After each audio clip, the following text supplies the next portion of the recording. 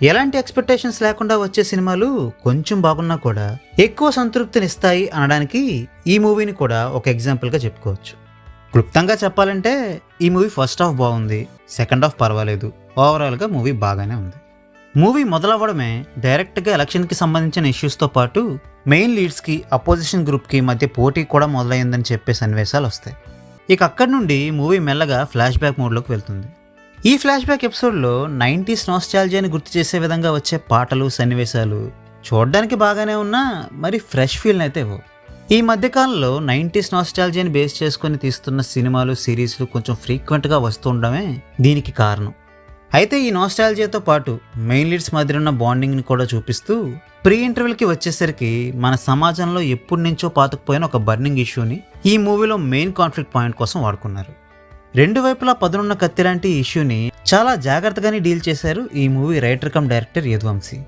ఆ ఇష్యూ ఏంటో నేను చెప్పేస్తే స్పాయిలర్ అయిపోతుంది కాబట్టి అదేంటో నేను రివీల్ చేయను. కానీ ఈ మూవీలో చూపించిన విధంగా ఆ పర్టిక్యులర్ ఇష్యూ కారణంగా కొంతమంది స్నేహితులు శత్రులుగా మారిపోవడం అన్నది మనం కూడా మన లైఫ్లో ఎప్పుడో ఒకప్పుడు వినడమో చూడడమో జరిగే ఉంటుంది. కానీ ఇలాంటి ఇష్యూస్ అన్నింటినీ ఫేస్ చేసి కూడా బయట నడిచే రాజకీయాల కంటే స్నేహానికి ఎక్కువ విలువ ఇచ్చేవారు ఎవరికి కూడా ఆ రుగ్మతలు అంటవు. అలా అన్నిటినీ తట్టుకుని నిలబడ్డ స్నేహితులు ఎన్నిటికీ విడిపోరు. అది సినిమాలో చూపించే కథల్లో అయినా సరే, నిజ జీవితంలోనైనా సరే.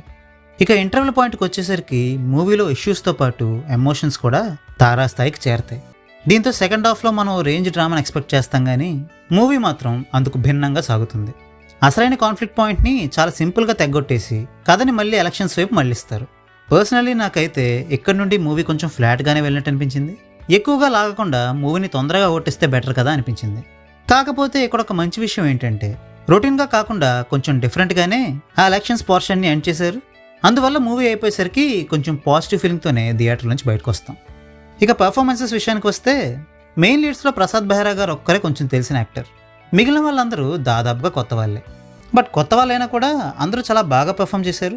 నిజంగా ఒక ఫ్రెండ్స్ గ్రూప్ని చూస్తున్న ఫీలింగ్ వచ్చేలా చేశారు. ఇక మెయిన్ విలన్గా చేసిన సాయి కుమార్ గారి పెర్ఫార్మెన్స్ కూడా బాగుంది. అండ్ మరీ ముఖ్యంగా ఆయన క్యారెక్టర్ని డిజైన్ చేసిన తీరు కూడా బాగుంది.